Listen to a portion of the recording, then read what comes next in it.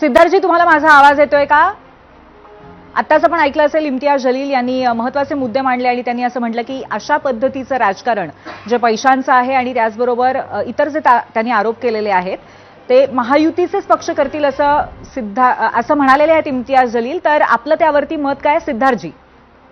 नाही, मला असं वाटतं की जलील साहेबांना थोडंसं विस्मरण झालंय की मागच्या नोव्हेंबरमध्ये ज्या निवडणुका झाल्या त्याच्यामध्ये महायुतीला 237 सीटा मिळाल्याचं एक रिझाऊंडिंग मॅन्डेट हे महाराष्ट्राच्या जनतेने दिलंय.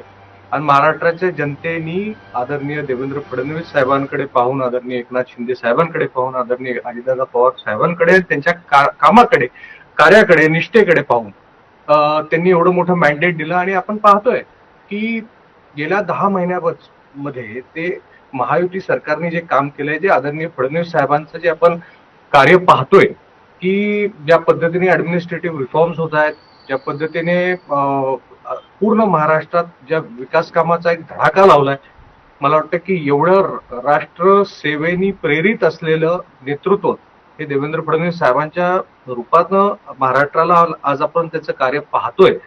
तर ह्याच्यातनं नॅचरल एक निराशा निर्मित होणं हे जलील साहेबांमध्ये किंवा विरोधकांमध्ये नॅचरल आहे.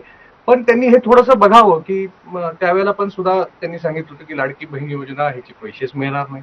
आज 10 महिने झाले व्यवस्थितरित्या हे पैसे व्यवस्थित पद्धतीने चालू आहेत.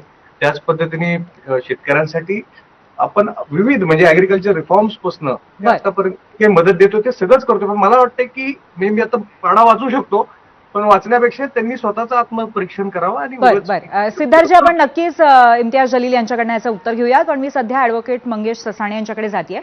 मंगेशजी, तुम्हाला काय वाटतं की एकंदरीतच निवडणुकीच्या दृष्टीने कुठला मुद्दा जास्त ऐरणीवरती राहील, कुठल्या